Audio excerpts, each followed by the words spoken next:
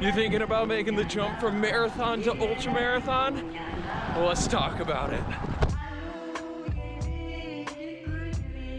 Welcome back to Running Thoughts, where I answer the questions that you leave in my comment section or my DMs, or just pick a random topic to talk about on my day's run. Today I want to talk about my mental game, my journey of going from marathon to ultra marathon. Talk about why I made that transition, what it felt like mentally, physically, emotionally. So if you're thinking about going from marathon to ultra marathon, maybe this video will help you out. Now, my goal was never to run marathons. I had always perceived myself to wanting to get into the stuff that I'm doing today, and even the stuff I'm doing today, I'm still looking at as stepping stones to what I have drawn up in my head for the next 4 years. So I'm always thinking about how what I'm doing today is going to allow me to get to that next level, or at least give me the confidence to attempt some of these big, broad, massive, challenging ideas that I contemplate and think about. When I first got into running, so my first instance of actually running in general at all was coming back from a lacrosse tournament my senior year in college. I played club lacrosse, and so we'd have these weekends to save money where you'd go and play 2 or 3 games. And we had a tough weekend. We lost 2 out of the 3 games. One of the teams was Kennesaw State, who had never lost to in program history. So we were coming back from that game pretty defeated. And I remember coming back, 18-hour bus ride back home to St. Paul. And my brother sent me the Goggins Joe Rogan podcast. And just blown away. I mean, Goggins is kind of like that, you're only 7 degrees of separation from Kevin Bacon fiasco. Like, Goggins has probably influenced more people to get into running than anybody else that I can think of, especially males. And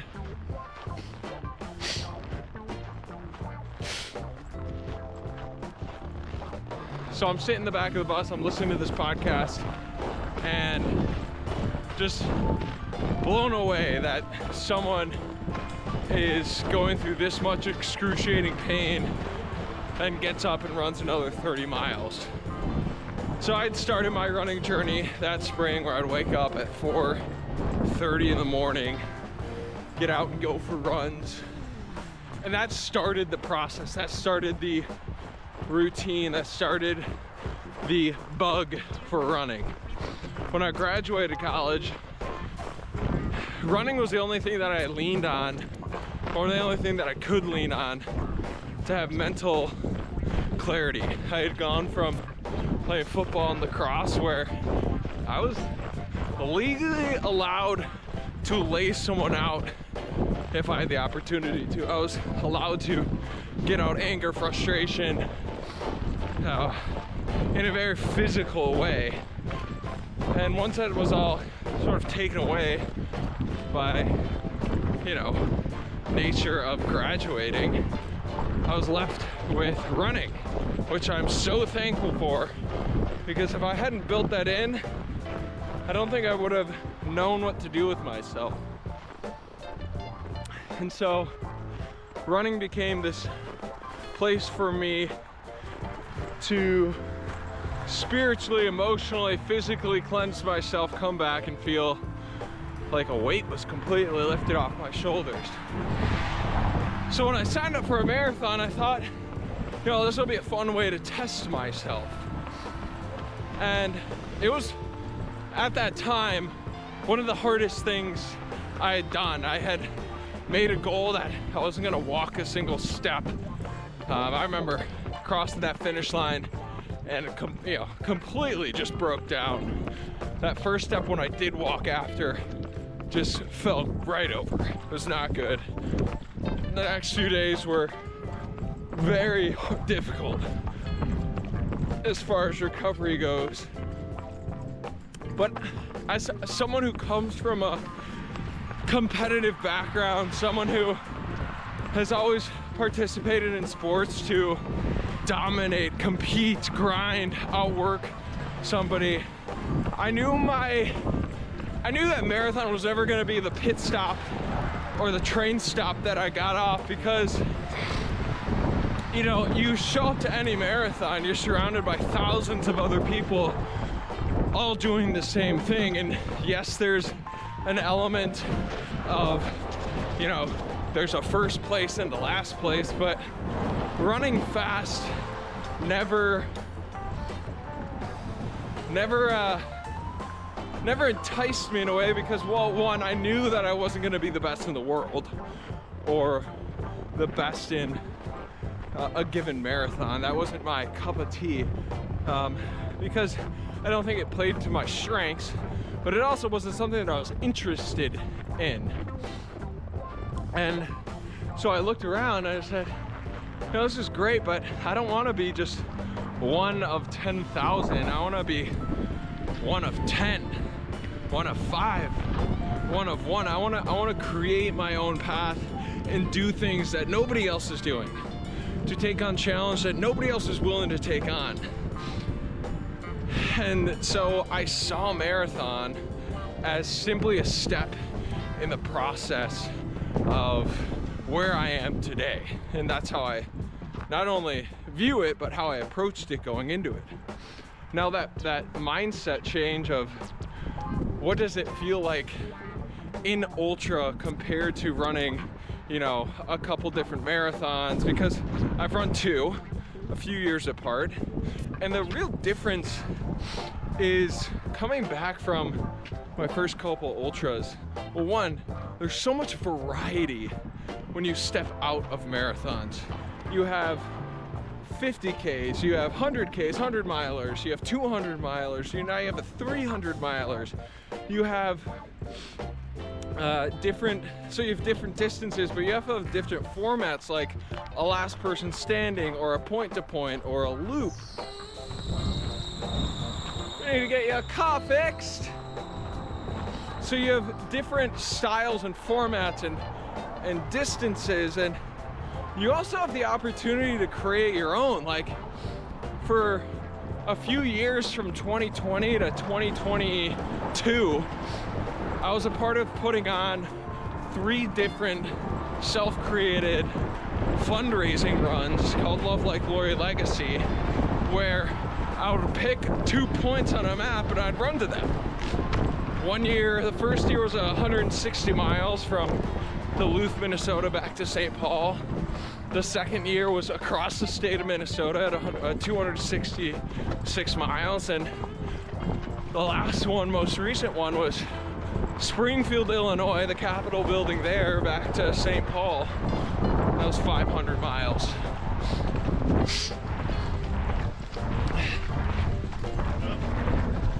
So there's all this different opportunity to be creative, and that's what I really liked about moving from marathon to ultra running, was the creative freedom you have. Like, there's so many different styles, formats, distances, ways that you can create your own races.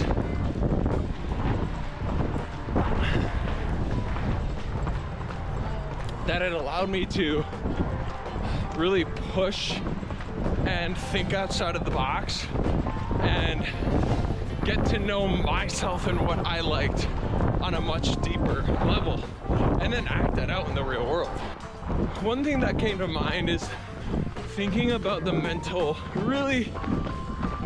draw for me was how much more challenging it was mentally than marathon. I think personally built into marathon is this belief that you will finish it. Like, I think most people should be able to complete a marathon distance.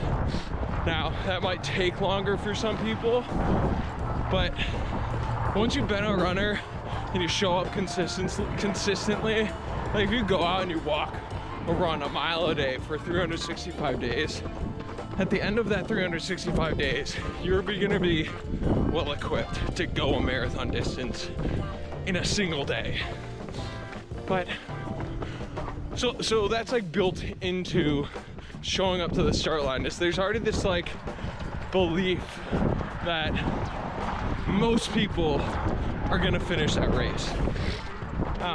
Now, with ultramarathon, specifically the moment that I realized it was a completely different sport was in the last person standing races. Because in the toughest moments, you know, the first time I'd done it, it was in preparation for the Wausau last person standing race back in 2021. And I wanted to prepare and understand the mental elements of that race. So on New Year's Eve, I decided to run starting at, I think it was 9 p.m. I decided to go out for a run and just do a last person standing format until I failed, until I couldn't go any longer, which was, in retrospect, probably one of the dumbest ideas I've ever had, because last person standing is already difficult enough when there's other people, you know, you have to battle, but at least you know that there's an end in sight, even though you actually don't know. But when it's just one person going out and doing it, it literally ends the minute you start, because you're the last person standing. So then it's up to you to decide when you want to end, which is such a hard thing to do because it's so uncomfortable, and I think it's too difficult of a challenge to do solo to really find where that end is. Having somebody else to compete against helps that distance continue to get pushed further and further. There's a weird stat out there that the longest last person standing races have the most people for the most amount of time. So let's say there's a last person standing race and 10 people reach the 24-hour mark, which is 100 miles. That race will go significantly farther than if there's only 3 or 4 people at the 24-hour 100-mile mark. And so it's really cool to see, like, if more people are pushing and competing and going that distance, then that has a ripple effect as it moves out into what the final result will actually be. So I found that to be interesting. But I remember in the lowest moment of that last person standing solo, I thought there was no way I could keep going. Like, absolutely. I contemplated actually showing up for that last person standing race. I was so discouraged, so demoralized, and it made me contemplate even going down this path of becoming a runner. And then when I finally decided to quit, it took me 11 hours. I was at 44 miles. I drove home, saw the sunrise, drove home, and went to bed, woke up later that day, and I was fine. Yeah, I was safe, I was secure, I was no longer in that pain. And it was such a wild experience to go through, of thinking of how low I was. And then hours later, less than a day later, I was recognizing how safe and secure I was. And I never went through that like really low place in marathon running or training, because it was always possible, you know. There's so many unknowns in ultra running, and I think that's what will kind of bring everything together and close out this video, because I've been rambling for a long time.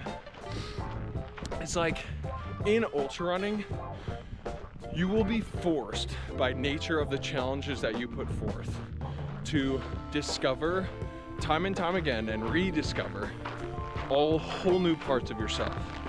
You will be pushed in ways, you will go to the depths of your core, and you will be forced to confront who you truly are. Not who you say you are, not who you believe you are. You'll have to move past those things to get to who you actually are. And in those moments, you'll have a conversation with yourself. It could be a short one, it could be hours long. Depending on your challenge, it could be days long. But you will have the most honest conversation with yourself. And in those moments, you will look back on in so much gratitude and appreciation. Like, I look at Arrowhead as one of those moments, one of several moments I've had in running where I've had to have the most raw, honest conversation about who I actually am. And they're so hard and they take such a toll, but they ground you in truth and they allow you to see yourself for who you truly are. And that is the power of ultra running that I don't think marathon running could really ever give you, because after you've done one marathon, you already know what you can accomplish in terms of distance. And so yeah, I just encourage you to make that jump, see what you like about it, go do a last person standing race, and really understand the nature of the beast. All right, y'all. I'm gonna turn you off today. Enjoy the rest of my run. I'm doing Calendar Club for, this is like the 16th or 17th month I've done Calendar Club. That's gotta be a record. I mean, it's gotta be a record. And so I'm gonna finish off this 13-mile run today, and I'll catch you tomorrow.